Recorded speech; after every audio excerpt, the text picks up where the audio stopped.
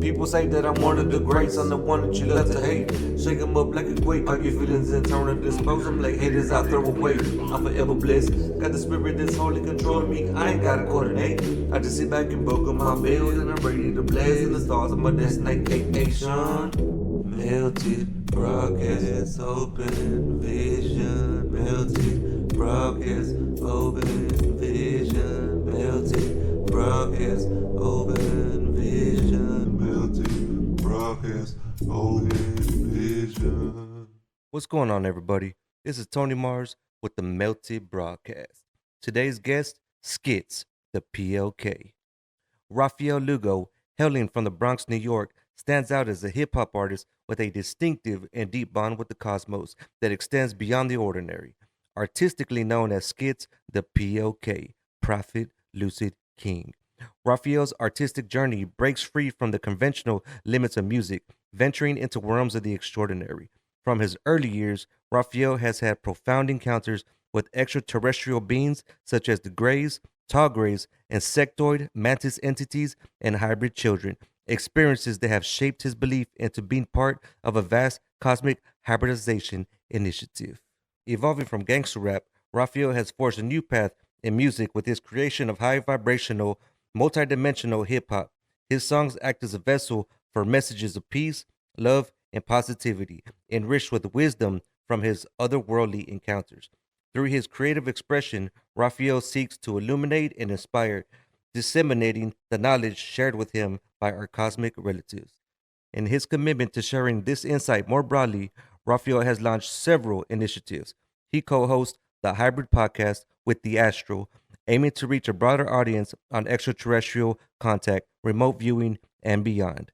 He also superheads CE5 ET Connection, Calling All Hybrids, a Facebook group designed to build a community amongst those sharing similar experiences.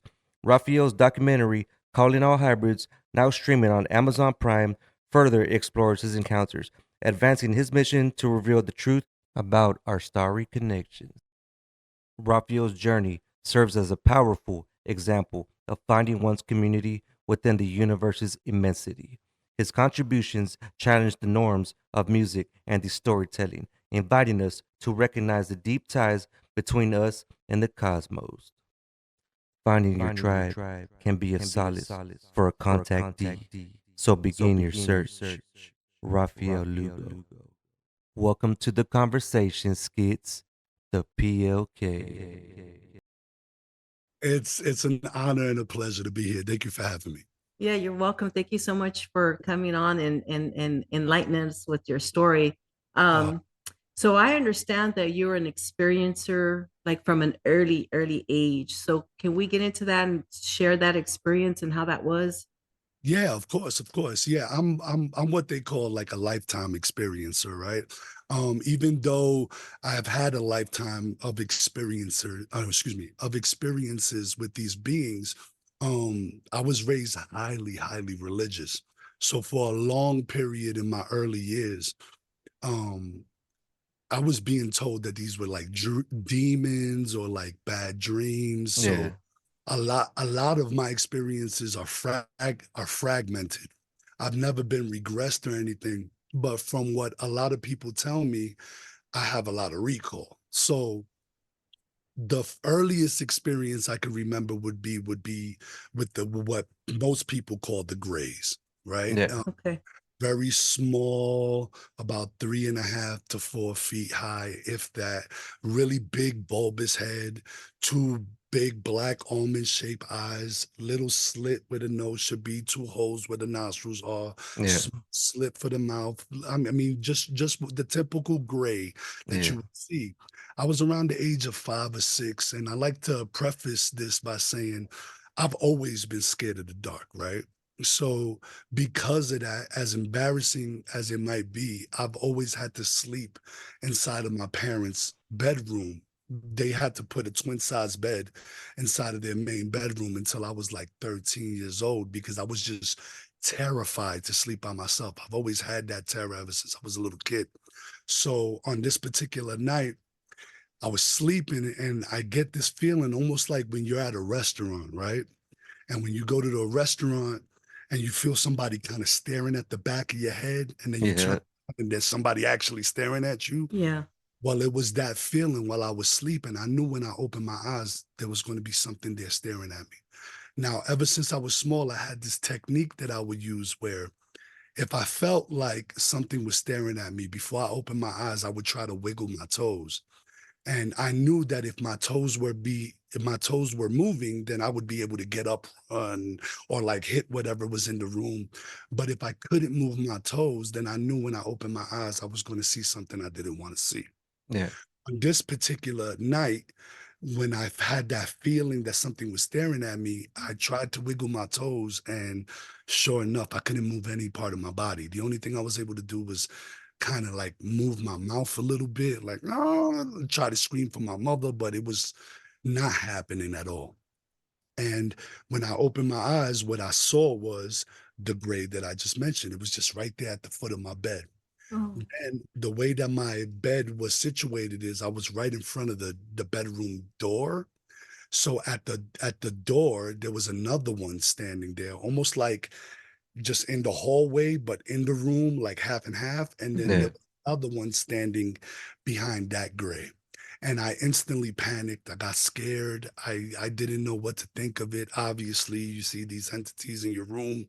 The Yeah. first thing that happens is just shocks your body. So I think this being sensed that, and then telepathically inside of my own head, in my own voice, by the way, it wasn't like a foreign voice speaking Oh to me. man. Okay. Use like I'm assuming to use my voice because I was a child, and anything other than my voice would have scared me even more. Hmm. So that's why I assumed they use my own voice, but it's just an assumption. But in my own voice, I heard them say, "You have nothing to worry about. We're not here to hurt you." Like it's pretty much a comforting. We're not here to hurt you. And it still kind of didn't help. But as I'm noticing this being, it starts moving closer and closer to me in between my mother and father's bed and my bed, that little hallway gap in the middle. And I can see it moving towards me, but it's not walking. It wasn't like walking towards me. It was definitely gliding, very soft glide. The way I always explain it is if you ever seen a Spike Lee movie, Hmm. there's that one scene where the main character is like moving without walking, and then Yeah. everything around that person is like going normal, but that Oh person yeah. Yeah. just Yeah. Yeah. sliding. It was moving the same way towards me. It was just sliding towards me, gliding, and it came so close to my face where its nose almost touched my nose. Like it was super close, and it was just looking in my eyes. Right when it got like inches away from me, I blacked out and I woke up and it was, and that was Wow. my first ever experience with these beings. So we did see your Calling All Hybrids on Yeah. It, Amazon. it was it was amazing. And there was one thing that, and don't quote me because I don't remember the exact wording, but basically it was kind of like a difficult time or terrible time for you during that time. And I think it was because you didn't have the support. It wasn't, it was kind of like, oh, we don't believe you, you're just seeing things, whatever, right? I mean, But was that because well, of course, they didn't believe you, but also because of the religious aspect of it? 100%. So I like to start by saying, although I was raised in a very loving family, like my mother and my father, they loved me unconditionally. It wasn't from their perspective. It was like, how can it be true? We don't believe in these things. These are things that are not real. You only see them in movies. So maybe he's going through some sort of like night terrors, something's going on mhm, in their aspect because of the religion that they were in, which was the Jehovah Witness religion. It was either a demon or it was a nightmare. It was Yeah. no room for anything else. So my whole life, that kind of, without them understanding that they were causing trauma, it caused the trauma. It kind of added a little bit of PTSD to my life oh, Yeah. because I would assume that why, even though I'm this good person and I got all this love in my heart, I'm being chased by evil spirits and demons and negativity and these Mhm. people, these dreams that people are saying are dreams to me are feeling so real. Like I remember sensations and smells and Yeah. locations that you just normally wouldn't be able to process in a dream. So I was always told something that just wasn't accurate. But since it was from the people that cared for me and loved me the most, Mhm. I always thought I was wrong and they were Yeah. right. They were my, my peers. So it just came to a point where my whole life I just thought it was just I was bugging and I was just crazy and that was it. What ended up happening was I saw a documentary, and it was the first time I saw a documentary about experiencers. And I was just like, whatever, I'm just gonna watch this because it's interesting. I've always been into the sky, UFOs and all that Yeah. stuff. Yeah. I figured if I'm having dreams about it, why not research it? And in watching that DVD, I noticed that these people were talking about my life. It was like everything that they were saying about these UFOs and ETs was like, oh, yeah, that's happened to me. And whoa, that's crazy. And there was this psychiatrist that was on there talking. And I was like, you know what? I'm going to call this psychiatrist because if anybody's going to tell me I'm crazy, it's going to be this guy, right? He's going to tell me yes or no. So I call and I tell him everything. And at first, I thought I was gonna like call and get like an answering machine or something. Yeah. And he picked up the phone, so I was like mad flustered, like, "Oh, I don't know what to." It was just like take a breath, right, and tell me everything from the beginning. So I pretty much did that. I told him everything that I could possibly tell him, and then he was like, "You're saying so many things that you cannot find online." Like you can't find them in books. This is only like researchers that's been doing this for a while, like myself. There's key patterns that come up that we look for, and you're hitting all of them on the head. So let me introduce you to another person I know that I take very serious in the field. And that person was Miss Denise Stoner.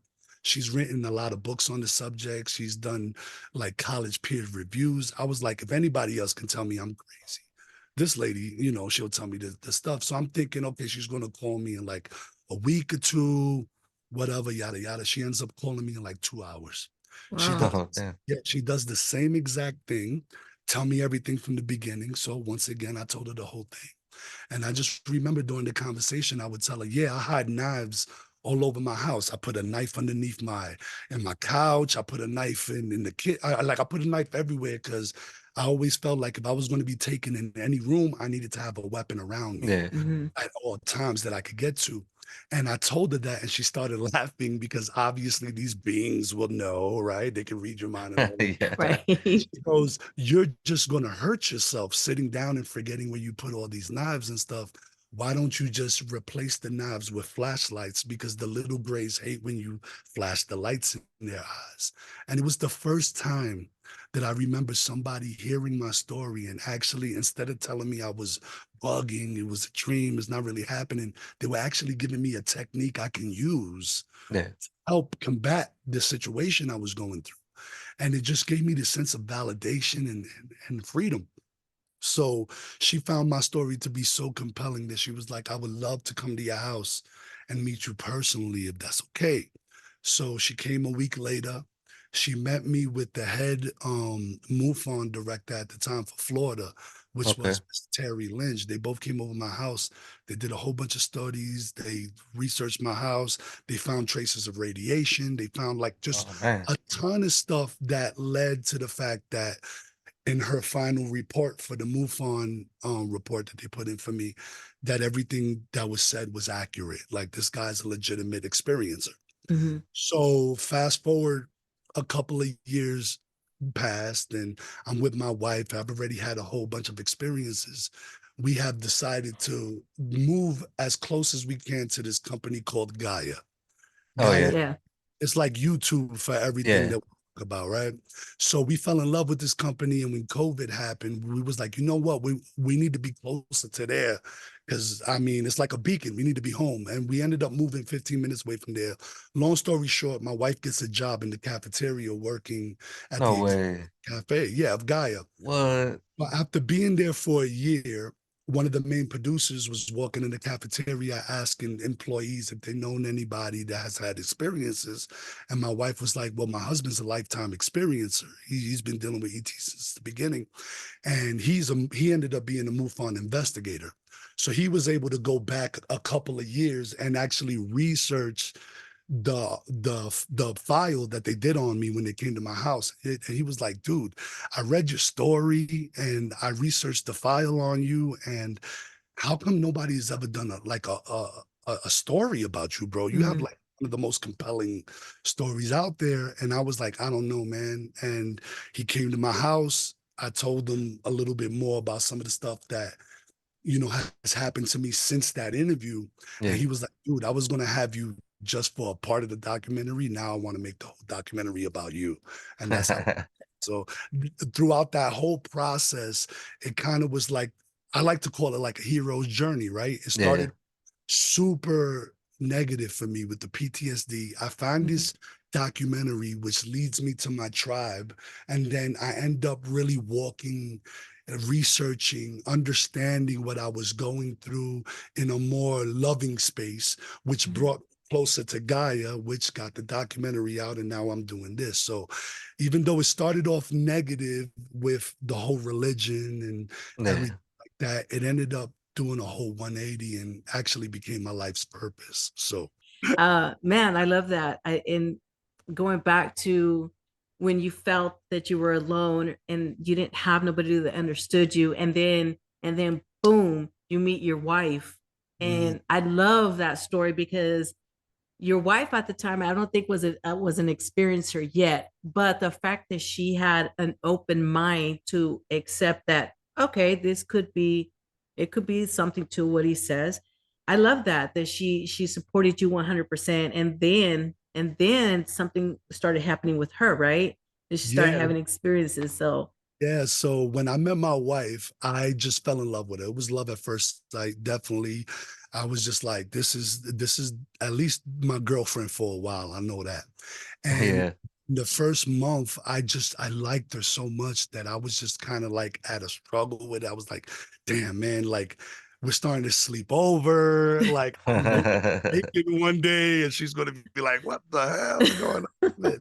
So I came out and I told her everything that's happened to me from the kid. I'm talking about like really deep with tears, like legitimately, it's very scary for me to talk about. Like I remember telling nieces and nephews, cousins, best mhm. friends, they would laugh at me. So it was always like a really slow process and scary Yeah. process for me. But I remember the way she looked at me and she goes, yeah, I mean, it's possible. And yeah, I believe you. I mean, the way you're saying it and the way you're explaining it, I mean, it sounds real. And that's I was like, wow, this is like insanely cool. Like now I know your wifey for life, right? I was going through a tough time like a year into the relationship, 2 years into the relationship, to where I was really getting ramped up, a lot of experiences, a lot of visitations, and it was really getting to me to the point where it just became this thing that I can only talk about all the time. And I was just super obsessed with it. It was just like Yeah. it was just all the time. I would be sleeping on my couch and paralyzed, and I see a big hole in my ceiling with a gray staring at me. And then I'd Okay. be sleeping, and then all of a sudden I'm floating out of my bed and going directly through a wall that's solid. And it's like all these things was happening to me. And then my wife was like, damn, this is happening to me too. But because I was going through such a hard time, she kept it to herself. Then Wow. finally one day we're in the kitchen and she's like, I gotta tell you something. And it's going to sound crazy, but it's I know what you're saying is real now. And I was like, how do you know? And she was like, okay, so I fell asleep and then I was laying down. I just remember I opened my eyes and I was laying down on this metal table and there was a whole bunch of grays just staring at me, and there was one wanding me with like this blue rod, and at the time she was pregnant with my son, and they were like wanding her belly, and they looked at her in shock like, oh my god, she just woke up, oh my, put her back to sleep. And then they flashed like some kind of light in her eye, and she passed out and woke up. But when she woke up from that experience, she was like, that was not a dream. That was 100% real. There's no way that was a dream. I know the difference. And that's when she really became like a solid believer. And I mean, I'm telling you one thing, I would not be here talking to you right now about this if it wasn't for my beautiful wife. I've been together with her for 20 years now. Oh Oh, wow. wow. Yeah, and I'm not going nowhere. She got me. I'm locked in. She, you put that ring on it, huh? Yeah, for sure. So you guys are still having like crazy experiences like to Um, this day? well, to this day, the way I look at it is it's very not as frequent as it used to, if I'm going to be honest. I think they come every couple of years now. The most I Okay. get is I'm very, because of the communication the telepathic communication that I've had with these beings, I think I opened up a part of my brain that a lot of people don't use, right? Which Yeah. allowed to do certain things that, even though we can all do them as humans, like I'm nothing special. We all have the capabilities of doing the things that I'm able to do: remote viewing, lucid Yeah. dreaming, inducing out of body experiences. These are all things I thought everybody was able to do. Like I remember being like 13 years old, and I would tell people, hey, when I sleep at night, sometimes I can see through my eyelids. And Yeah. and they'd be like, yeah, I'll be like, no, I'm dead serious. I'll be sleeping and I'm looking at the ceiling fan. Yeah. And they'd be like, well, your eyes are open. You sleep with your eyes open. I was like, okay, then how do you explain looking at yourself? Like I started to notice that every time I would tell somebody, yo, let's meet and like the dream world and fly around instead of sleeping, they'll be like, yo, what are you talking about? You sound and I used to be like, Yeah. okay, not everybody can do this. So I started to really like research, like, what is remote viewing, what is lucid dreaming, what are these things that experiencers are doing? And then I realized that, hey, it's a possibility. Anything is possible. And as far as like the communication.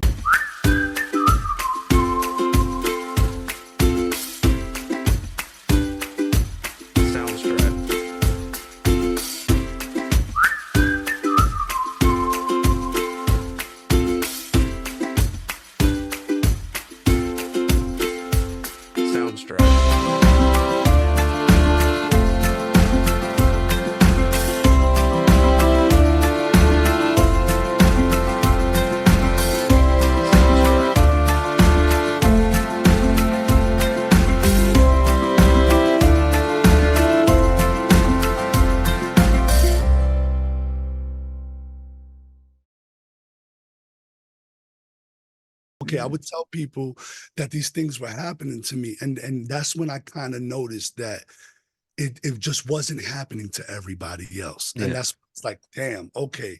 So now that these experiences with ET, they're not as frequent, right?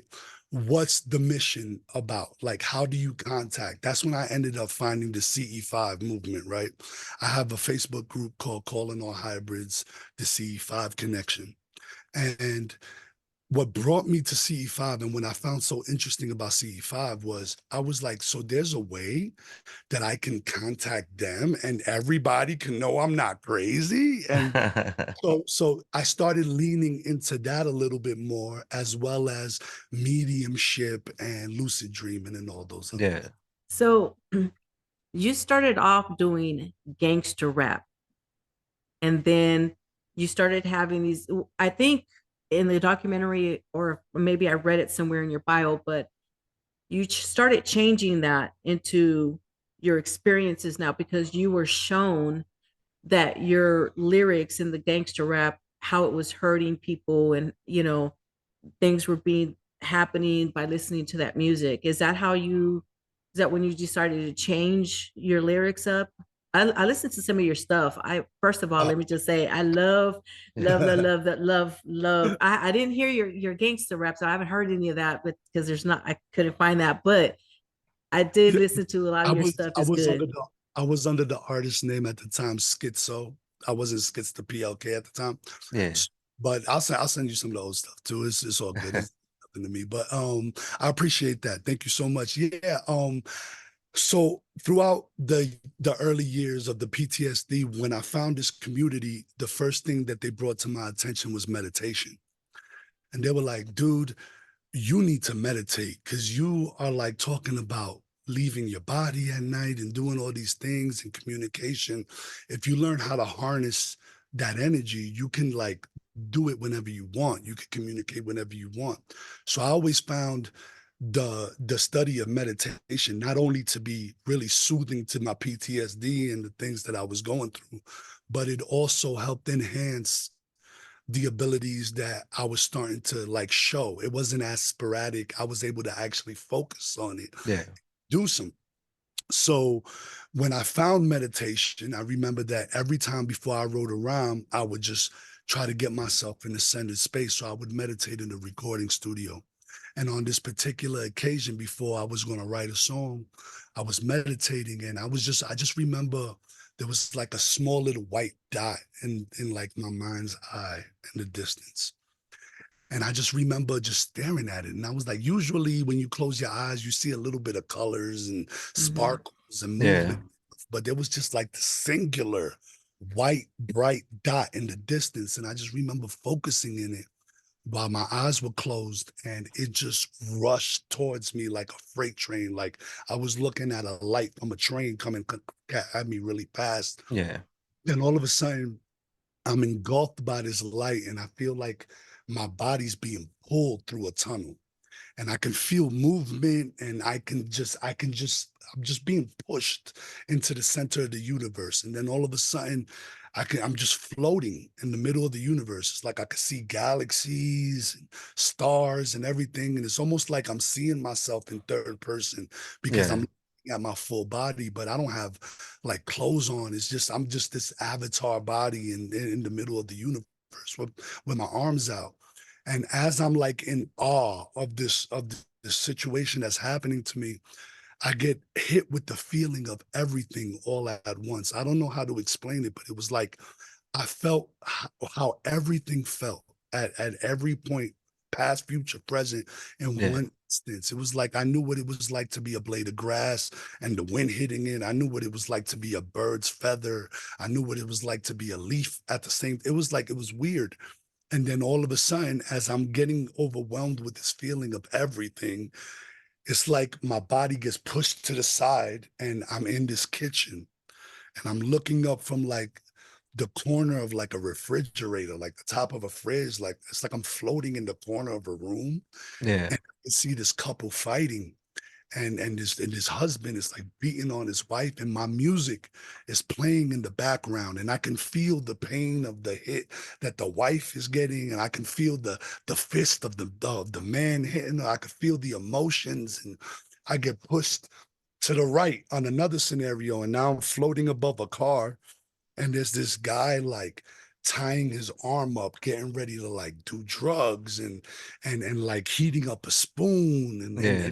and then he turns up my music a little bit on his car radio and then all of a sudden I get pushed back to the center of the universe and in my right in my face like a photograph gets pushed in my face and all of a sudden I see an ocean and the little pebble comes out of nowhere and hits like one side of the ocean and it does a ripple. Like when you throw a pebble, you see the little Yeah. ripple. Mm-hmm. And Right. it shows me the other side of the ocean, and there's this massive tidal wave, and it's destroying cities.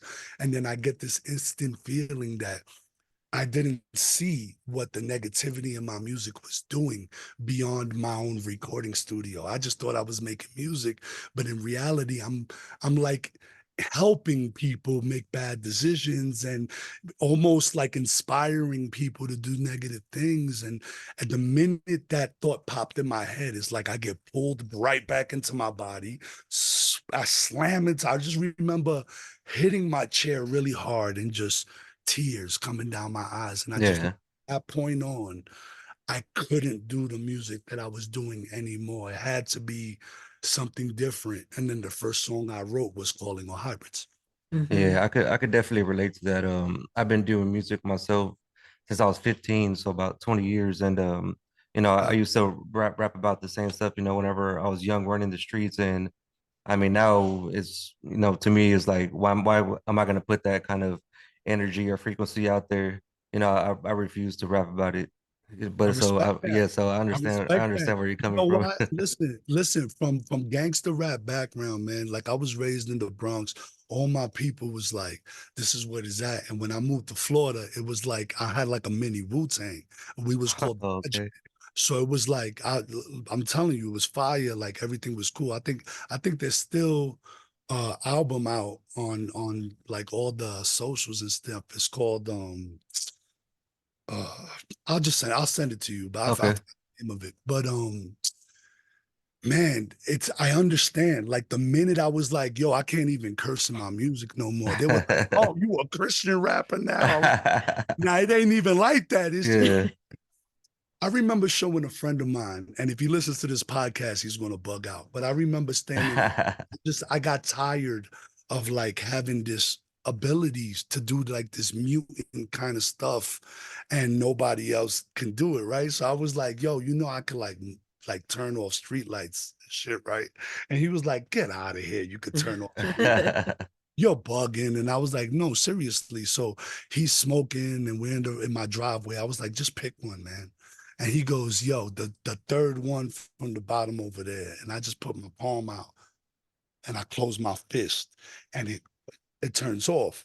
And I've been doing it like for the past week or two consistently every Yeah. time it got dark because I wanted to show somebody one day that I can. So I just consistently kept on doing it. I would practice. And then when I got really good at it, I showed it to my friend. I remember the difference between our relationship from that point on. Yeah. And it's like, damned if you do, damned if you don't. I did the same thing with my wife, right? Excuse me, with my mother. My mother's still highly religious to this day. So I remember her making fun of me one day. ¿Tú te crees? You think that you can fly and you do these things? She's telling me this. And I'm like, but my, I can do it. Like, yo lo puedo Yeah. hacer de verdad. Like I'm telling her.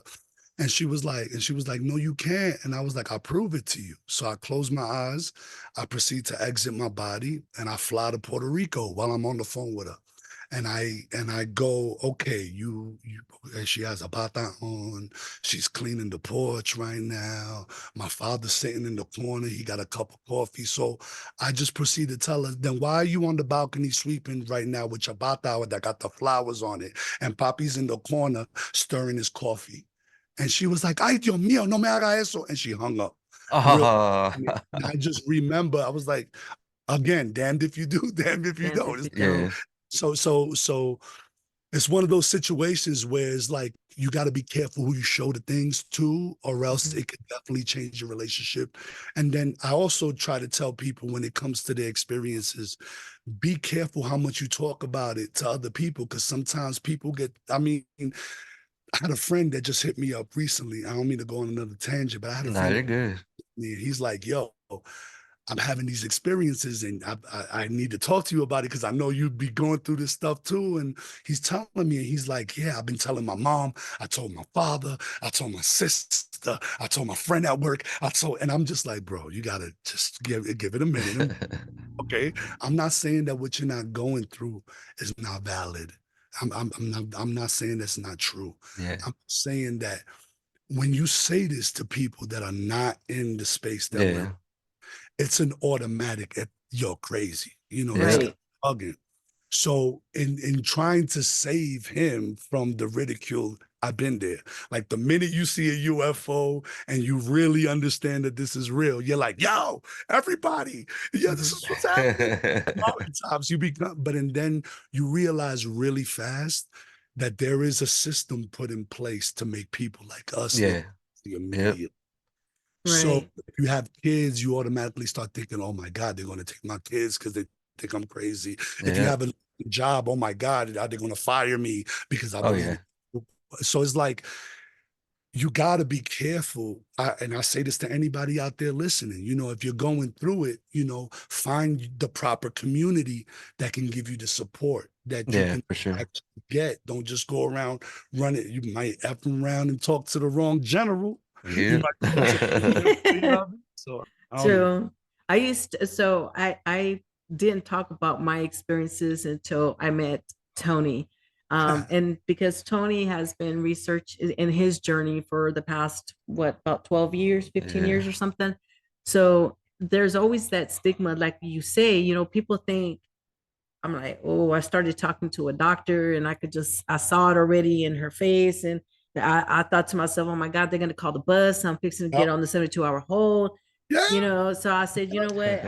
I just can't sleep. That's all it is. You know what I'm saying? And so I just didn't Had to ever cope tell no, with it. right. Yeah. I had to deal with it, but I get what you're saying. And I used to be able to do the traveling and since I was a kid, and even went to go and had some experiences with my father. And then, I had my ex-husband who passed away from COVID a few years ago. He was like my best friend. I was able to, go and see him, and I got the message I was able to give to my children and call it a day. But I just recently started talking about that because of the community that I'm in now. And, That's I'm what's new up. in my journey as far as trying to open up and tell people. So I get it. I get definitely what you're But that's saying. what's up. I'm I, proud of you. I'm proud of you. Thank you for yeah, making that step. The reason why I say thank you for making that step is because I feel like if these things are really happening to you, we all have a purpose. Like we all have we have to say it. We have to put this information out there as uncomfortable as it might make us. And no matter what it puts us, it is the path, it is the job, right? And when you make that decision to make it happen, you'll start noticing doors fly open. That's exactly what happened to me. Is once I stepped in my purpose, it was like I didn't even need to know where I was going anymore. I just take a step forward and it was the right step. It's always the Yeah. right step because I'm walking in faith, right? yeah. So I truly commend you for that, and I'm super happy that you made that decision, both of y'all. And to be honest, a lot of people don't know that the spiritual side and the alien side, all that's connected. Yeah. Oh yeah, for sure. Mhm. Because what it is energy, right? I am highly, highly sensitive to any vibration field. Doesn't matter what it is, from electronics. I can't even meditate in my recording studio, which is right in front of me, because I will break my $2,000 Apollo. I will destroy my $1,000 mic because it's all electronic, right? Yeah. So I know for a fact that when it comes to these experiences and everything that we got going on, it's purpose driven. And sometimes it's for mediumship. Sometimes it is. I mean, I had a friend, his father passed, right? This was the first time I realized that the spiritual world and the ET world, it's all connected, right? I'm not saying that spirits are ETs and ETs are spirits, but Right. it's the dimensions that these Yeah. are in after they leave the physical plane Yep. that are able to like contact within. I think Ray Hernandez has a book that speaks about this really well, about the connection between the spiritual world and the ET world that I would suggest anybody look for. But anyway, I remember talking to a friend of mine and his father just passed. And I just called him I didn't call him for anything other than my condolences. If you need me, I got you. But it's almost like spirit knows the people that it needs to like talk to get the message to the person that needs to get to. So while I have my friend on the phone, I just remember I'm talking to him and he's just like, yeah, man, it's going to be rough. Thank you for calling me. And then all of a sudden I can feel these two hands on the back of my shoulder.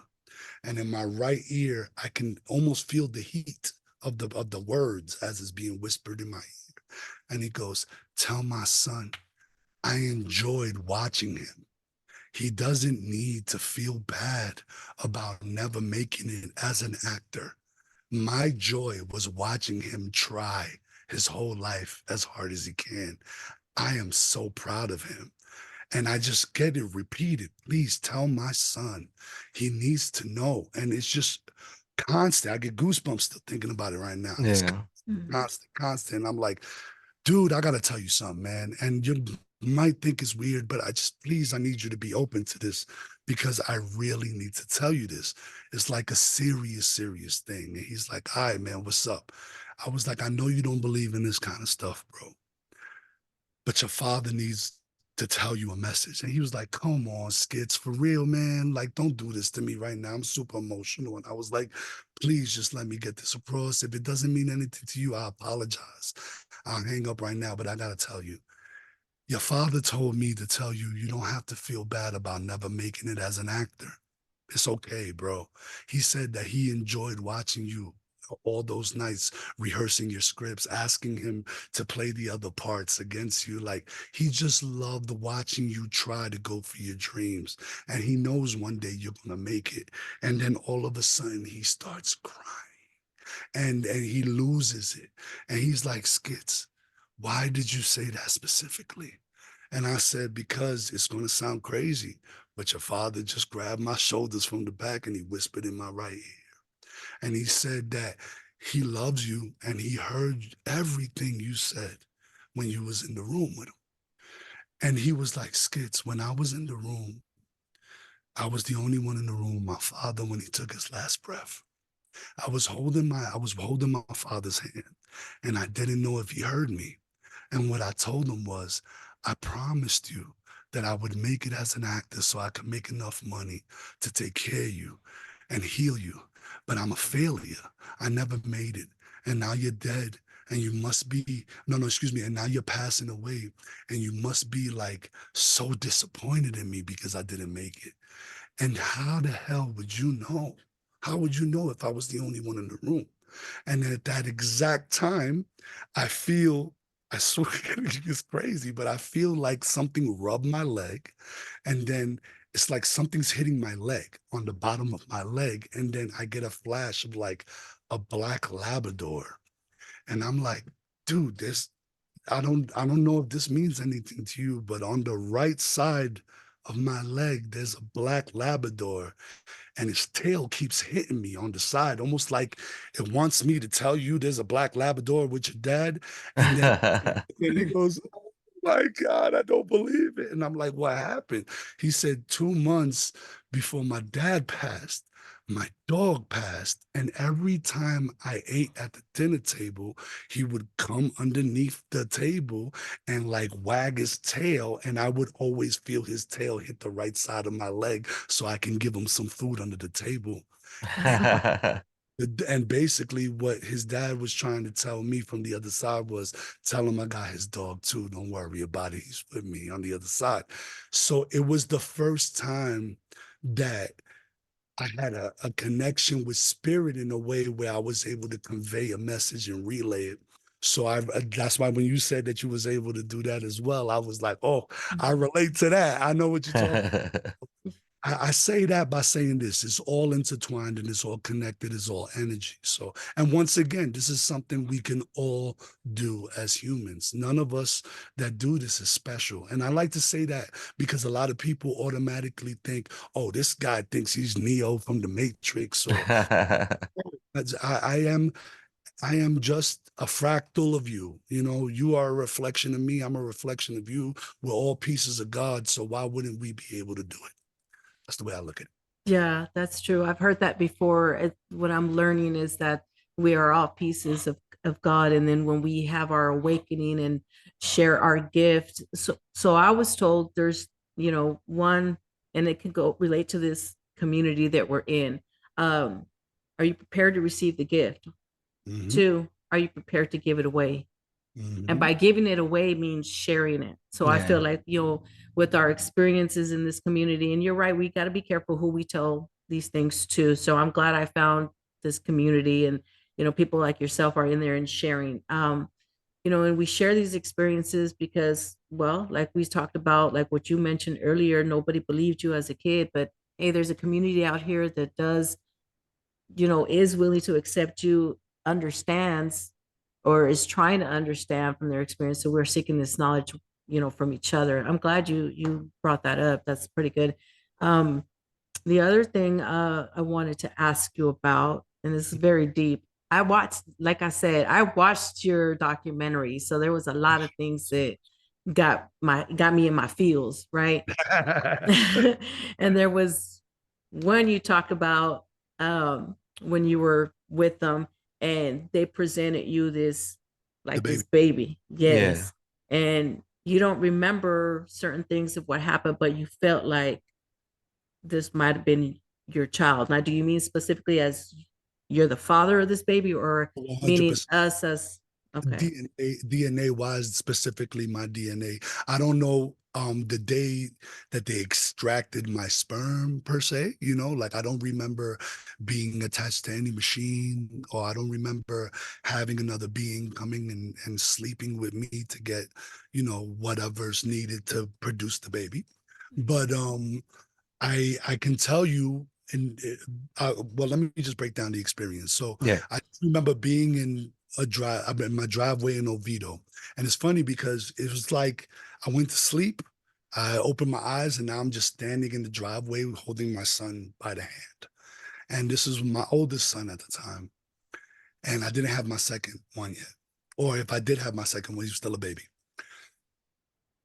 I still, even to this day, right now, is like I'm trying. I can still see the UFO, man. It's like Yeah. just massive. It was like I'm just in this driveway and I'm looking up and I'm just wondering, how isn't there a whole bunch of people looking out the window right now and not seeing this mass? I'm just keep on thinking like you could be 4 miles away driving in my direction and just look up and you'll see a whole football stadium, like a football field above my house. Yeah. So like it was really mind-boggling to see a ship of the size of magnitude that I saw blocking out literally half of my view in the sky. And what I saw was just a gunmetal black. It was just gunmetal black, no shine UFO. It had no rivets. It had no like signs of like anybody made it. It just looked like one big whole sheet of metal with like these lights that were like indented inside of the ship that came out. It looked like the inside of a toaster as far as the way it was glowing is like the Yeah. toaster. Okay. And then it had like a purple mist coming off of it. And I just remember looking at the mist. It was like velvety purple. It was like those kind of colors. And the mist looked like it was electrified, like it had electricity to it for some reason, but it was a mist. And then I just remember looking at it. And then all of a sudden, it's like I blink and all I could see is the long hallway. It was like a long white hallway. It was like it went on forever. Like it looked like the back rooms. When you see pictures of the back rooms, oh my God, Mhm. whatever. It was just a long white hallway. And I just remember the most crazy thing about that hallway was how clean it was. It was so clean. There wasn't no spot of dirt, no footprints, no nothing. And I just remember how well lit it was as well, and how I was looking for like lights. I just remember looking for fixtures like doorknobs, light switches, light bulbs, fluorescent lights. I was just looking for anything that looked human, if it makes sense, something from Yeah. Mhm. like my reality that made sense. And I just couldn't find it. But the whole hallway was lit. It was almost like it had its own atmosphere. Like it was just lit for some reason. Then, as I'm walking down this hallway, is when I noticed that there's a being holding my left hand, and there's another being holding my son's right hand while I'm holding my son's hand, and they're escorting us down the hallway. So I kind of look over, and it's like taller than Shaq, man. It's like 7.5, maybe 8 feet tall. It had a very long neck. It was like 3 times the length of a human neck. And then the head was the same head that I saw when I was a kid of the gray, but it was just a smaller version of that head. And it was more like a teardrop as well. I remember it that it was big on top and then the chin came down skinnier, but the face was like a gray. And I just remember the way it looked at me. It just turned its head like that with its long ass neck and like looked down at me. And I wasn't scared, which was crazy. It was like, all righty then. So it was like I'm just walking with no fear. And the same being is holding my son's hand. The fingers on this hand, on this being too, was so long. It wrapped around my hand so like the nubs was like, you know how we got 1 and 2? It felt like it Yeah. 1, 2, 3, and 4. Like it Wow. just really nubby, really like turn around and grab you in a different way. It just felt very, but it wasn't hurting me. It wasn't squeezing me. It wasn't like yanking me in any way. It was very gentle. Its hand felt like dolphin skin if it was dry. If you ever went to like a SeaWorld or something and you fed like the stingrays and then try to pet the stingray as it passes, you can feel. Nope. Well, I went to SeaWorld and they have like the little feed the stingray things, and as it passes, you can pet it or whatever. And it felt almost identical to that texture, but it was dry because it was outside of water. So I just remember feeling that, and it walks us directly up to what I know now to be a two-way mirror. But at first, to me, it looked like a window. It didn't have like Mhm. window pane. It was just a square with Yeah. like water, but it was just a window on in this long hallway. And then it kind of gives me it was like we stopped there and it gives me like a look like, take a look at that window, man, like look inside there. So I stop in front of this window and I look, and what I notice is it's a daycare. It's just a day. It looks identical to like when you take a child to like a dentist office or like a medical room. It's like Yeah. their play area, the waiting room. It looked Oh yeah. it looked exactly like that. Mural on the wall, toys in the corner. All of them hybrids. It was weird. It was just, and then there was a circular rug in the middle of the room with a rocking chair in it. And then I remember there was this archway in the back, and then the tall one on the right escorts my son right in there. And once again, I'm not even worried that this being is taking my son away. So for some reason, I felt completely calm, and I knew my son was going to be safe with this 8 foot tall non-human. And he walks him into the room, and then my son automatically knows to sit in the corner Indian style. So he's just sitting in the corner of the room Indian style, and as he's sitting there, I'm kind of like observing the whole scene, and these hybrids come in from the archway that he walked in, and they start forming a circle with him in the corner, and they looked like kids, 13, 11, 9 years old, just kids, whatever, but they looked a little off in the face. Like the eyes were 2 times the size as human eyes, Yeah. was way smaller than a human mouth. The ears were a little bit bigger. The hair was very like loosened. I remember looking like it was like they couldn't grow hair. I kept on thinking like, wow, these poor kids can't grow hair, but it was like a little thin hair. It wasn't like a Yeah. long head of hair. Mhm. And they had like, it looked like hospital gowns. The best way I could explain it was it was a hospital gown, but it was like if the hospital gown was made out of gauze. Their whole body was like wrapped up in like a hospital gown made out of gauze, not Yeah. mummified, but it was almost like they go like this and something gets and stuck to their body. It felt like it was like kind of that kind of material on their, Yeah. but they sit in Indian style, and then there's like this white, or it was like little white colorful thing floating in the middle of the circle, and they're playing catch without touching it. And they're teaching my son how to move this object with his mind. So my son's like pushing it to the other being and the other, and they're playing catch, but none of them are touching it. And they're having a good time. And that's when the being escorts me into the same room. So this being escorts me into the same room. He gestures for me to see. He goes kind of like gestures to the chair. So I knew automatically I have to sit down. So I sat down, and then that's when I noticed that it was a two-way mirror, because now I'm looking at the window I was looking through, but I can see the reflection of myself and whatever's behind me. So I'm Yeah. like, oh, that's a mirror now. So I'm sitting there and I'm looking at myself. And as I'm looking at myself in this mirror, I noticed that the being is like just hyper staring at me for no reason, just mean mugging me hard. It feels like a mean mug, but it doesn't, it wasn't like he was trying to be mean to me or anything like that. It was just, I don't think these beings have too much emotion in their face because they speak telepathically. They have Yeah. no like use their body language and shit. Excuse my language, I'm sorry. Yeah. They You're don't good. they use their body language. So it's like I was like, okay, he's staring at me. I see this lady coming from the back. She looks like a hybrid, very fair skin, not beautiful, not ugly, just, very fair skin, big eyes, look like the kids, but an older version of the kids. and she proceeds to hand me a baby.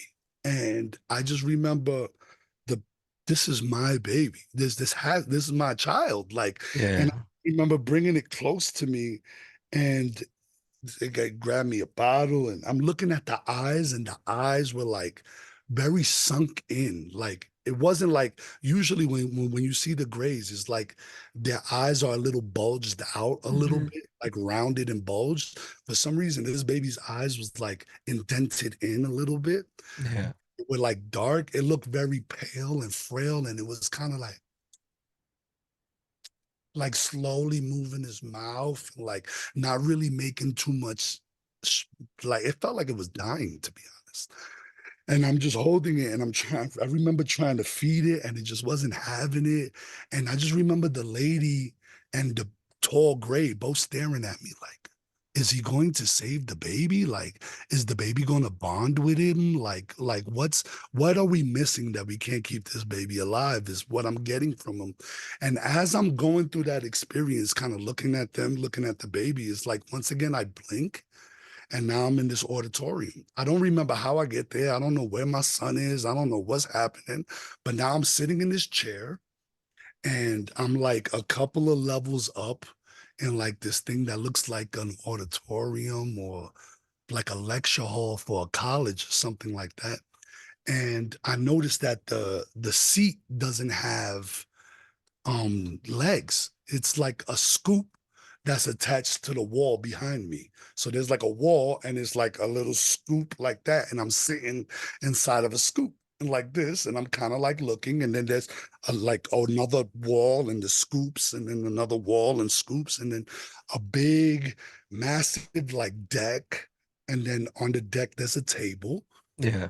and on the table there's a little black box. So I'm noticing all this, but and then I look to my left, and there's this fat chick from Brooklyn. There's just this fat chick from Brooklyn. That's all I can say is just this heavy set black chick.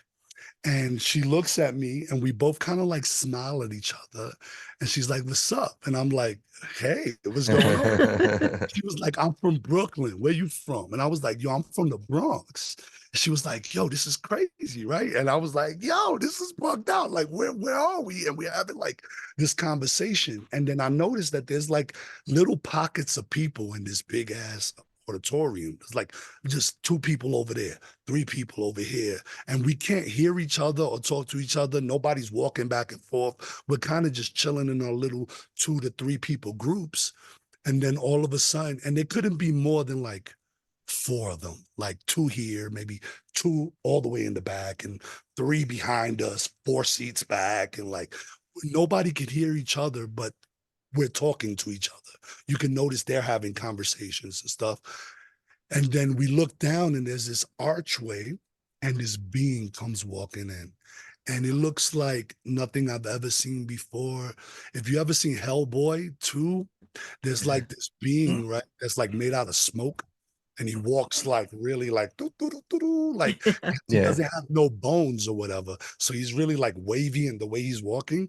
So Yeah. the being, he had like a head, shoulders, arms, legs, the whole nine, looked like a human, but it was not human at all. It had no bones. It was like walking like a jelly person. Like how a person would walk if it had no bones, like very Yeah. bendy and crazy. It's walking slow.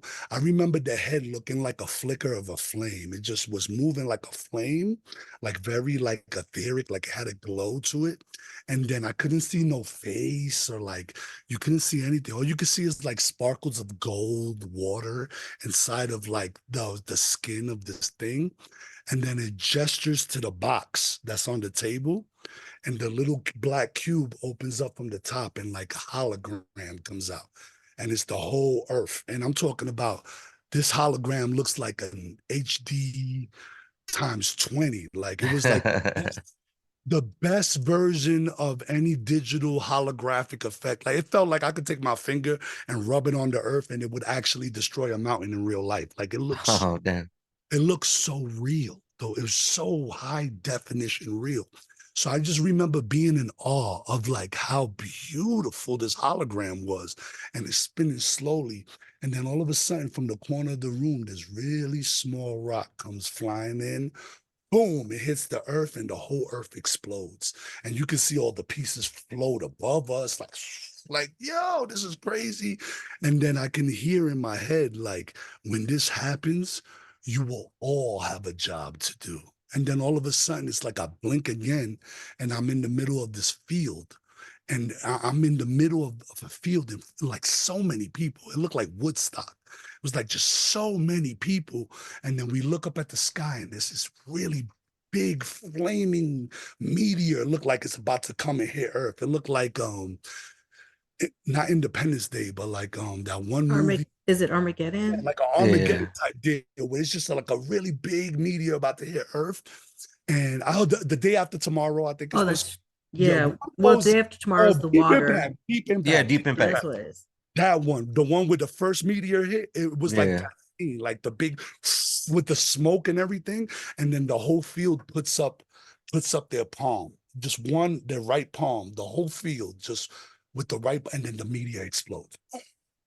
And then like fireworks all over the place. It looked like in the ending of Independence Day, all these things flying from the earth. And then all of a sudden I blink again, and I'm back in my driveway. My son has his legs wrapped around my waist, his head's on my shoulder sleeping, and I can see that UFO slowly floating away. And that was Well, the experience. That was that. that's a But crazy experience. it's like I can never remember. It's like I blink, I'm walking down the hallway. I blink, I'm in the auditorium. I blink, I'm in a field. I blink, I'm back home. It's like I never remember. I wish I could remember, like, okay, it's over. Put your clothes on, you fool. Yeah. Take a left, go down this light. You'll be in your Yeah. life. None of that. So that's it was bugged Yeah. out.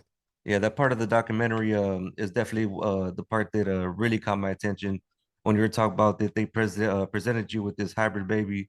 Um, I've done a lot of research into other experiencers and people who have been abducted and taken onto a ship and presented the same thing, and they all had the same sense of feeling, like that same look, them staring at you, you staring at them, the baby staring at you, you staring at the baby, and just like, do I need to show this baby love, or Yeah. like what's going on here? And it's literally to the T the exact same experience, same accounts with all of them.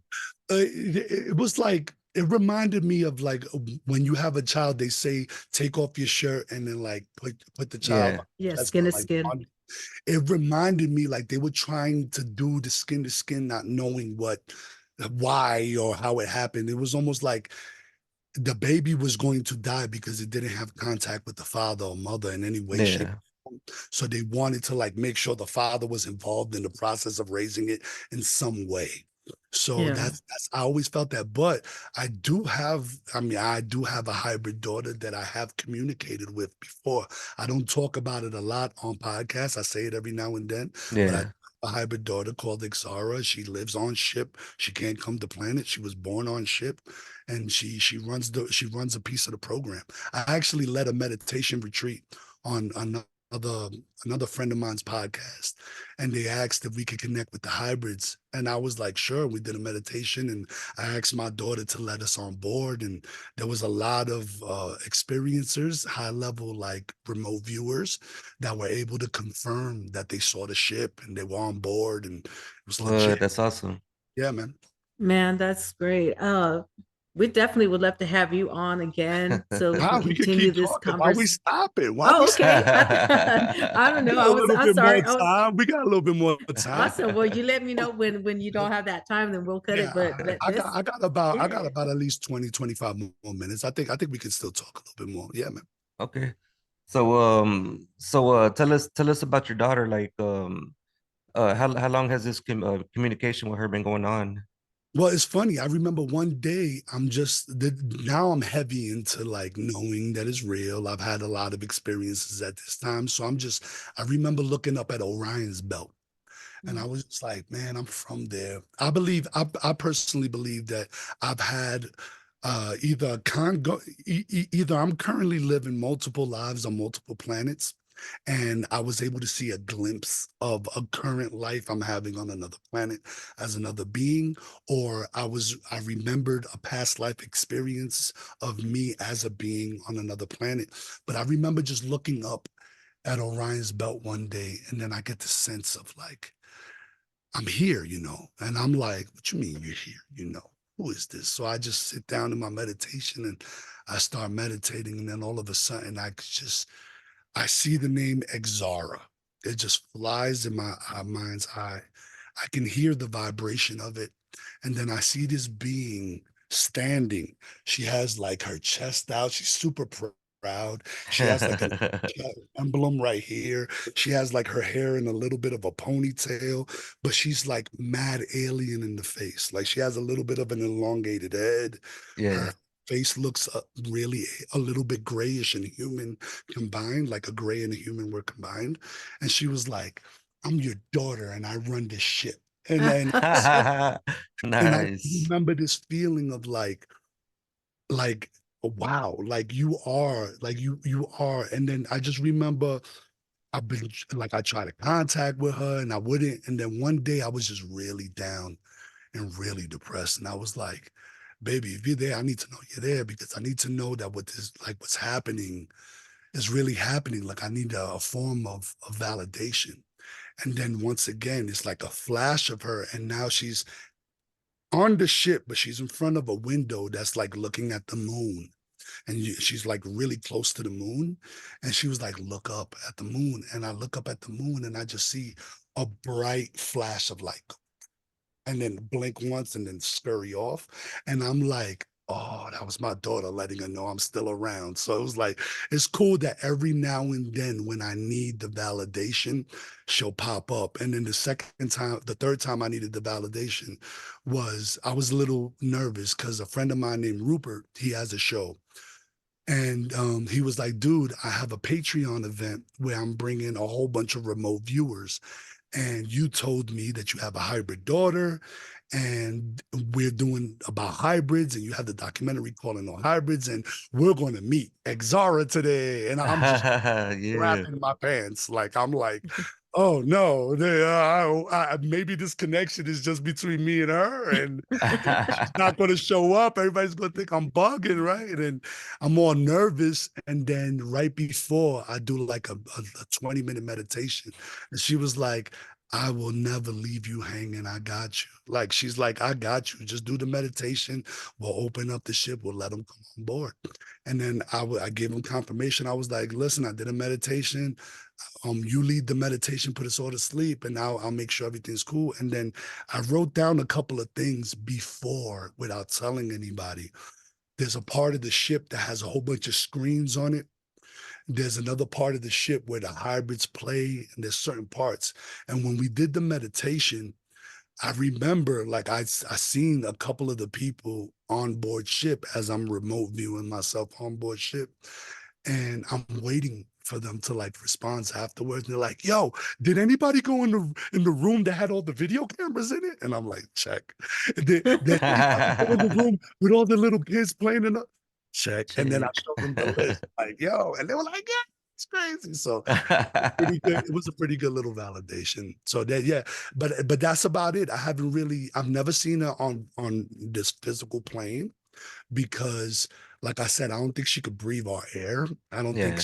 that kind of I think she's just has to stay on board ship, but she's a part of the hybridization program. Man, that's awesome. That is good. I'm taking it all in, brother. I really am. Oh my God. So the other thing I wanted to ask you, before we definitely close off, but I was in the documentary, you mentioned there, when something is real and when something isn't. And there was a situation, I don't know, are we allowed to say MIB on here? I mean, Men hey, in Black. last Because I time I think that's spoke what about happened to this, you. last time I spoke about this, they blacked out a 4-block radius in my neighborhood. I was Oh, on we expect stuff like that to happen I now. So was I was on Preston Dennett's show. I think it's called the Lightgate Podcast. And I was talking to Dolly Saffron. Dolly Saffron is a lifetime experiencer with 100% recall, and Oh wow. she flies a ship called Tallulah, if I'm not mistaken. It's the name of a ship. And she's the me and her was talking about my experiences on a one-on-one level as far as on the phone one day, and she was putting me on to how I'm a part of a piloting program for like end of the world disasters. I'll put it to you like this: like if the end of the world was coming and a lot of humans needed to be saved by UFO, a lot of people wouldn't get on the UFO unless there was a human flying it. So I think Okay. they trained humans like myself and other people how to fly certain ships for certain reasons to be able to either help heal or whatever. So I'm talking to Dolly on the podcast now, and I got to the part about the MyLab abduction that I've had, and I think I was like 5 minutes into it, and then all the electricity in my house goes out, and I thought it was just my house that all the electricity went out. And I go outside and my complex next door, the electricity's out. I go to the street lights and the street lights is out. I see the supermarket lights is out. The generate like it was a 4 block radius. Yeah, And they what shut it down.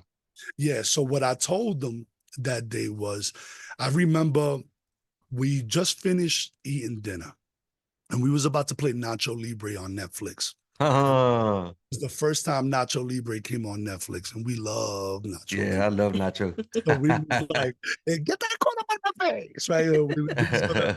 We was gonna start cracking jokes with the kids or whatever. So my wifey went to go throw away the garbage. And I just remember like, "Hey, yo, I got that. Don't worry about it." She was like, "Shut up, I got it. I can do it, whatever." So she takes the garbage and she starts walking towards the front door. She opens the door. I'm chilling in like the kitchen area. I'm getting ready to like play Call of Duty or something in my living room. And I look to the left and she's just standing there stiff, like just looking up at the sky. And I'm just staring at her because it looked weird. It looked like the way she was standing, it wasn't like, looking up, how beautiful. It was like stiff, head up, like very like weird. And I was just like, I want to crack on her because I want her to turn around and say, like, what are you doing, stupid? Like, why are you standing like that? Right. And she was just like, whatever. She's standing there. And it got to the point where it was too creepy. So I walked up on her and I tapped her shoulder and I was like, hello. And she was like, the sky's so beautiful right now, isn't it? And then she proceeds to keep walking. I'm like, yo, we're not going to address that you was just standing there for no reason, stiff, looking crazy at the sky. She was like, what are you talking about? I walked out here. I looked up. I said, look how beautiful it is. And I went to go throw away the garbage. She didn't even recall that she was standing there for like 30, 40 seconds. She lost that. She lost that. She didn't even know she was doing that. So I found that kind of weird, but I let it go. At the time I was smoking cigarettes. I don't smoke them no more, but at the time I was smoking cigarettes. So I pulled out a Newport and I started smoking my Newport. And I was like, my car's in the driveway and I'm leaning on my driveway door or whatever and my garage door and I'm smoking a cigarette and we're both like just looking at the horizon over my neighbor's house.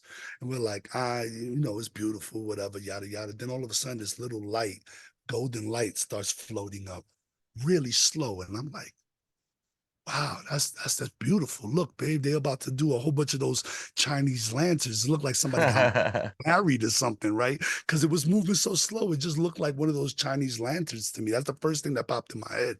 So I'm waiting for like a whole bunch of little ones to go up. And I'm like, there's only one. That's weird. And then it stopped. And I was like, oh, Chinese lanterns don't stop. So that's not it. And then all of a sudden, I'm like, it's a helicopter. So I thought it was a helicopter slowly starting to move from me. They were like looking for people in the distance. But and then that didn't make sense, just the way it was there. And it's beautiful golden light. And then all of a sudden, it hits me. Yo, I'm looking at a UFO. Babe, babe, that's a UFO.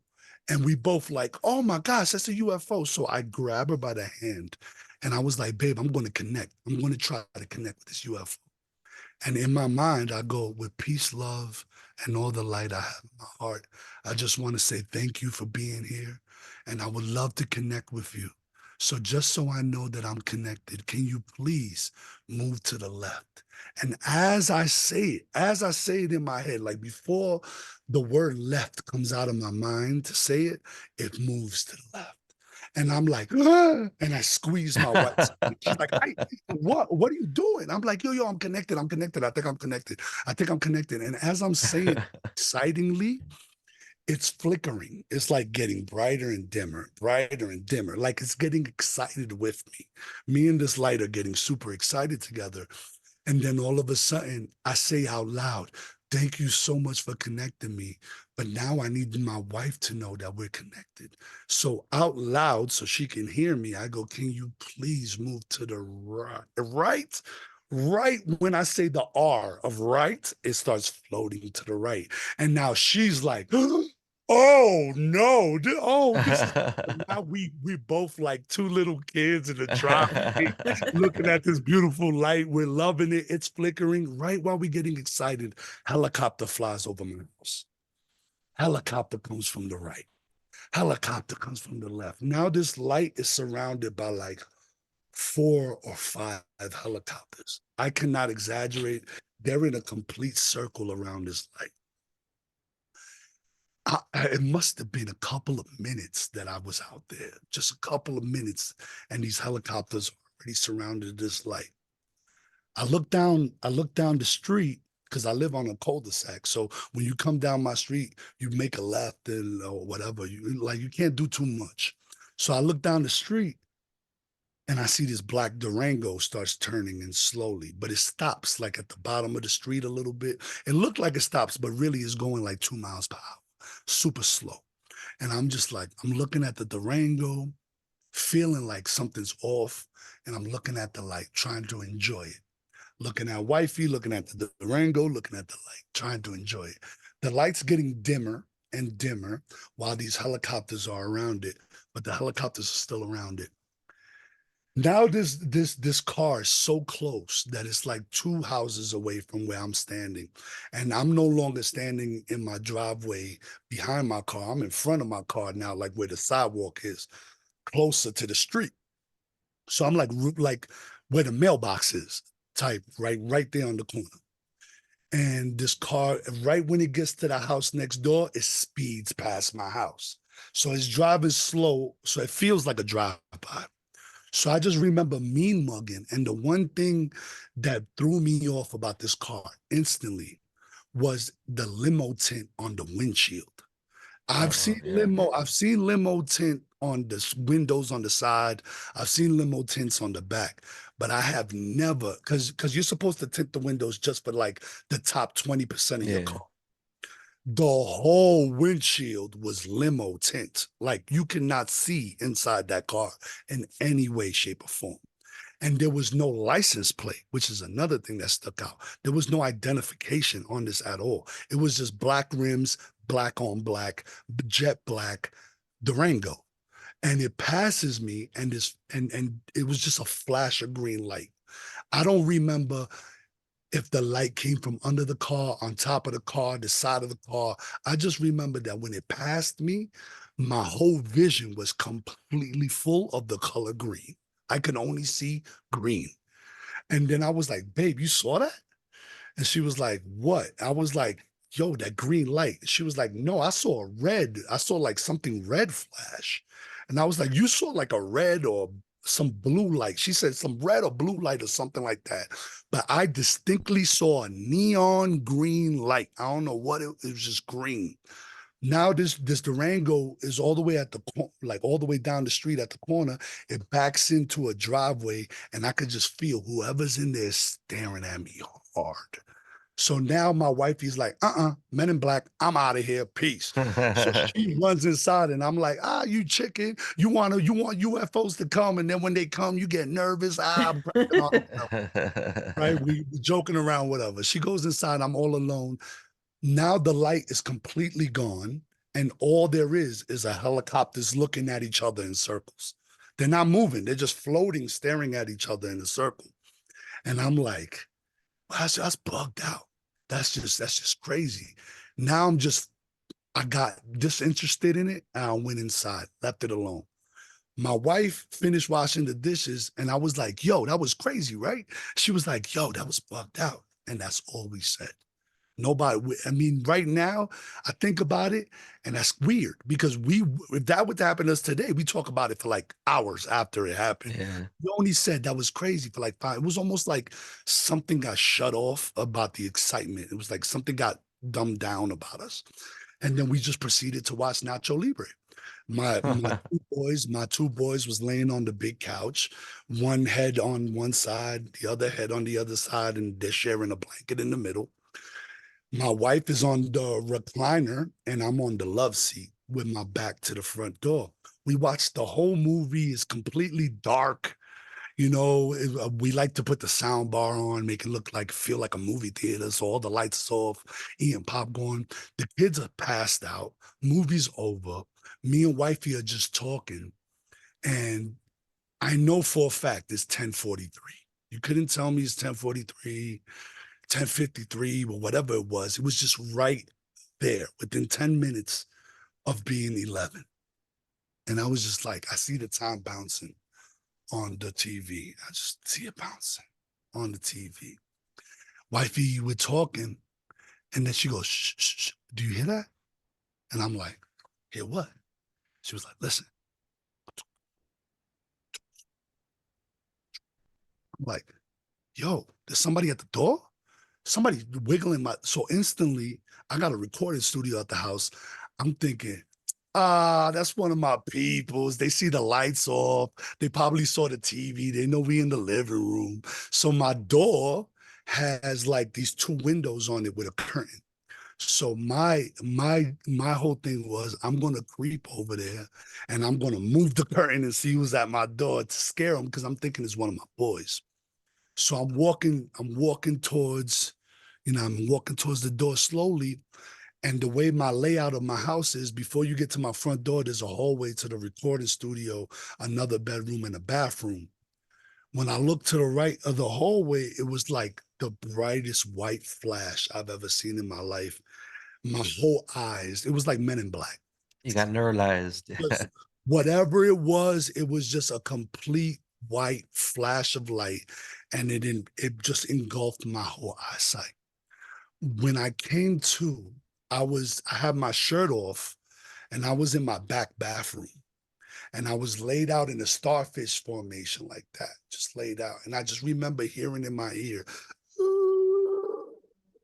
like that sound of like you're just waking out of like a coma or whatever. And I just remember my whole body feeling tingly, really tingly, like when your arm falls asleep, but my whole body felt like that. And then I had this sensation at the bottom of my spine that reminded me exactly like I had surgery a couple of months back for something similar. I mean, for something different. And I remember waking up out of surgery, and the first feeling I felt was like that feeling in the base of my spine, like the anesthesia or whatever they gave me. I felt it in my spine. And I just distinctly remember that same feeling when I woke up from that floor. I just felt really woozy at the bottom of my spine. And then I was at first, my kids. And I went into like dad panic mode. And I just remember seeing my kids. And I jumped up like Spider-Man. I just remember jumping up and landing on my feet and just booking it to the living room. I ran through the bathroom, I ran out the bathroom, ran through my bedroom, came out. And my living room, my wife's in the love seat that I was sitting in, and she was sitting so uncomfortable. It just, her chin was hitting her knees. She was like in a fetal position. It was like nobody would ever sleep that way. And she was completely passed out. My oldest son was on my big couch, and where his head was, his feet is now there. His feet are the only things outside of the covers, and he's completely underneath the covers. His whole body, like his head, everything. It was almost like somebody picked him up, laid him down, and just covered him and left his feet there instead of his head. And then underneath the kitchen table, my youngest son has his teddy bear in a little blanket. He's sleeping underneath my kitchen table. And I'm like, I look at the Roku, and now it's like 1:50 December, about to be 2 o'clock in the morning. And I'm like, yo, I just saw 1043. Like I just saw 1043 on the thing. Like it's what and I in that panic of missing all that time, I slapped my wife on her foot, like to wake her up. I'm like, babe, wake up, yo. What happened, yo? Like what's going? I'm like pissed that all this time is missing. Like I'm panicked. I'm like, what's going on? And she came out of it and she was like, what happened? And I was like, what you mean what happened? Look what time it is. It's like mad hours just flew by. And she was like, all I remember was telling you somebody was at the door. Then I saw a white light and you're waking me up. And that's what happened. So I believe that was the My Lab abduction. I believe that there was some sort of organization that wanted to know if that ship downloaded something to me. So I lived about 10 minutes away from a Lockheed Martin. I didn't know that at the time. I didn't know that at the time. But the University of Central Florida, UCF, I lived about 15 minutes away from there and 5 minutes away from UCF, the same campus I lived next to was Lockheed Martin. And I was like, maybe, just maybe, there was some sort of government, program or whatever that scoops up people that might see these UFOs and they try to extract information from these people. Yeah, I know Dr. Stephen Greer talks about that, especially waking up feeling that like if you just had like a medical procedure like that, that feeling afterwards, he like specified like that exact feeling that whenever it's an actual, like say alien abduction or something like that, whenever you come out of it, you don't feel like that. But whenever, if anything, I feel like $1 million. I feel better. Yeah, exactly. When I meet them, yeah. But whenever it's something like, for example, say an undercover government thing, that whenever you wake up, that's the feeling that you get. Yep. Yet the report that came out says it's all a lie. Oh yeah, really? Right. Okay.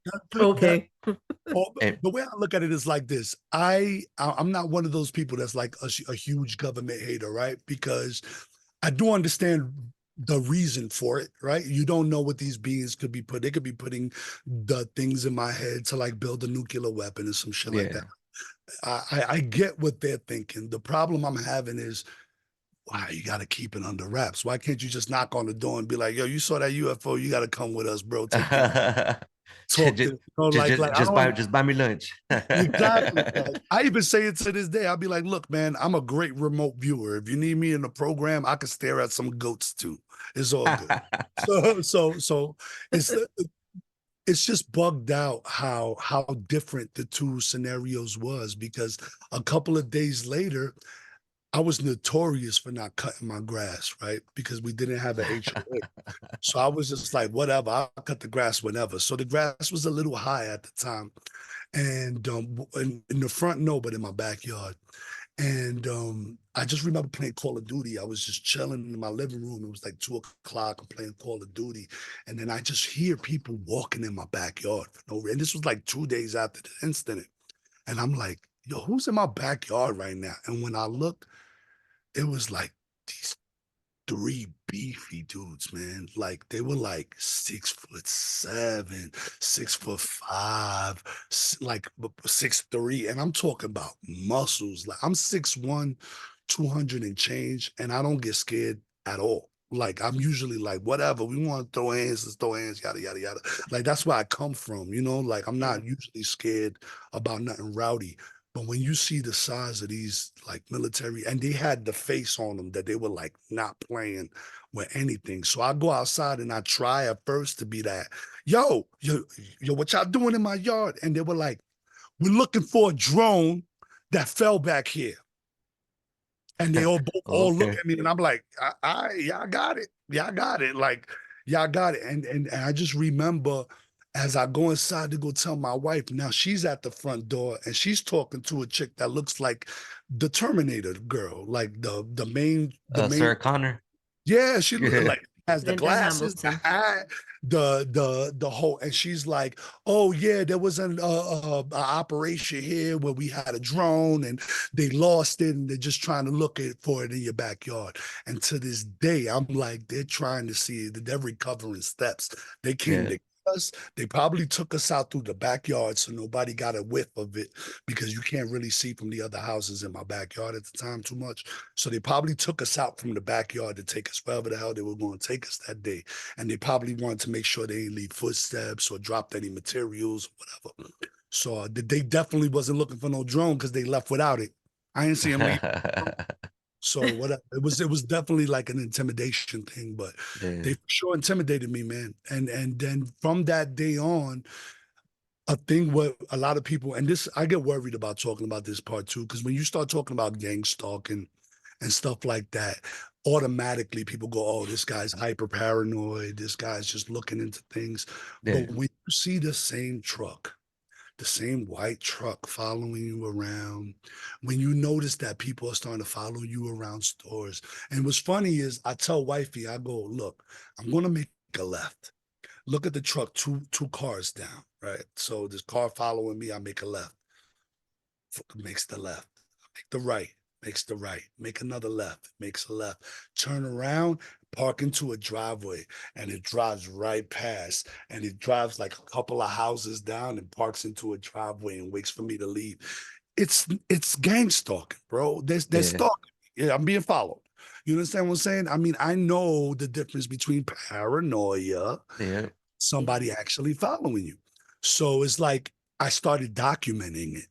And when I started documenting it, that's when it stops. The only way it stopped is when I started putting it on camera.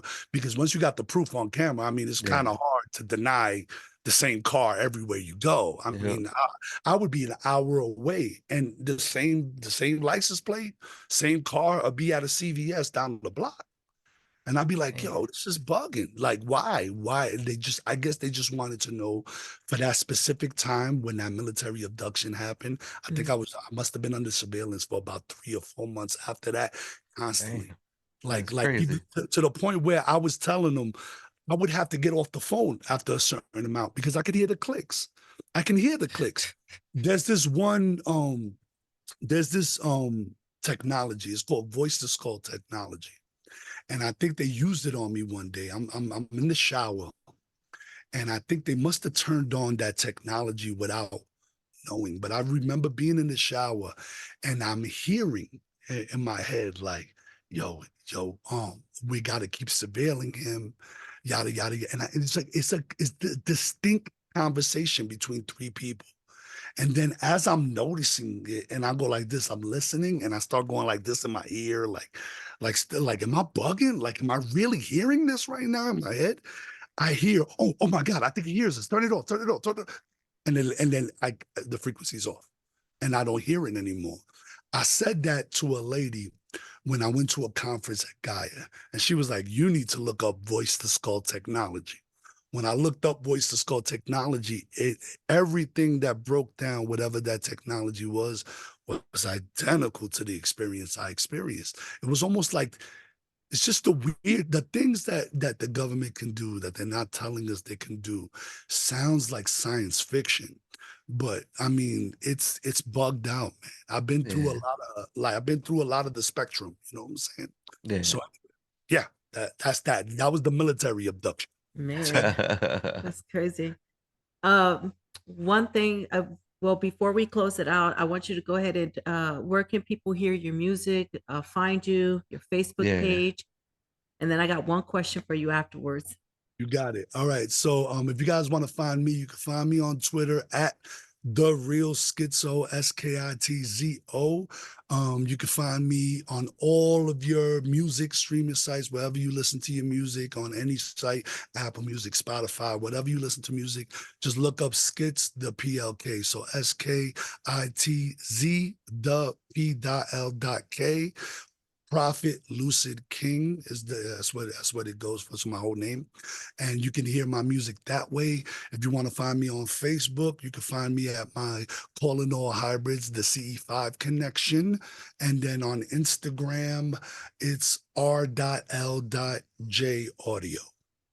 All right. And Calling All Hybrids is streaming on Amazon. So you guys, please go check that out. I do have one question for you, sir, please. Yeah. Because you experienced it as a child and you are a parent yourself, what Mhm. advice would you give to parents who have a child that's coming to them that they think is some kind of crazy story, but isn't a crazy story? Like, Yeah. what advice would you give to them to help that child out instead of just you're crazy, go play? That's actually a great question. All right. So what I would say is I'm an advocate for mental health first and foremost. So what I would definitely do first is don't take them to a psychiatrist immediately, but make sure that we're ruling out anything that's just natural, right? Let's rule out the dreams. Let's make sure that they're not actually night terrors. Let's make sure like let's rule out all the things that can actually happen in physical reality that most people would consider to be normal, right? Then once we exhausted all those avenues, I would say keep an open mind and an open heart and do a little bit of research yourself. You'll be surprised what you'll find when you start digging into this subject. If I would have had a lot more support in the beginning, it could have helped me a lot with my earlier adult years as far as making friends and becoming a lot more open with what was happening to me. I spent so many years thinking that I was crazy, spent so many years thinking that, you know, demons were chasing me to the point where I Yeah. feel like I missed out a lot on some of the positive aspects of my experiences because of it. So the advice that I would give to parents is find a community. Find somewhere that you can go with other experiencers and maybe take your son or daughter or cousin or friend from work or whoever it is to that event and go with them. Hear other people's stories, hear the similarities in what we're all saying together. And then the more you start opening yourself up to the possibility, the more you start realizing that, hey, maybe there is something to this. Like I remember my mom, even to this day, right now, she's a little bit more lenient. She goes, you know, on the news, they're talking about these ovnis that you've been looking at your whole life. And I used to, I'm 41, mama. It took you a while to get here, but thank you for being here. You know what I'm saying? So I would say that keep an open mind and open heart and also be vigilant because not everybody that says they're looking at UFOs or are being contacted by ETs are actually being contacted. Some people do have severe mental illness and it should be addressed. Yeah. So that's what I would say. Thank you so much. That's good advice, guys.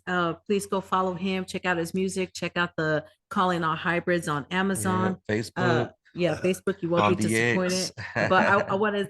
We want it from us. We want to thank you so much for coming Yeah. on and sharing this experience with us, enlightening us with it. Like I said, I'm new in my journey, so I'm just soaking all this information in. I love it. Thank you so much for taking the time out of your day to come and be on our podcast and sharing all those with us. Yeah. And we Anytime. appreciate Thank it. So much love and light to you. Yeah, so there it is, everybody, and from Yeah. everybody here at the Melted Broadcast, stay Stay melted. melted. Stay melted up. Hey.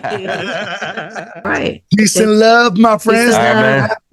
man. Bye. That's what's up. People say that I'm one of the greats, I'm the one that you love to hate. Shake 'em up like a quake, pop your feelings and turn to dispose 'em like haters I throw away. I'm forever blessed, got the spirit that's wholly controlling me, I ain't gotta coordinate. I just sit back and book on my bills and I'm ready to blaze in the stars of my destination. Melted broadcast, open vision. Melted broadcast, open vision. Melted broadcast, open vision. Melted broadcast, open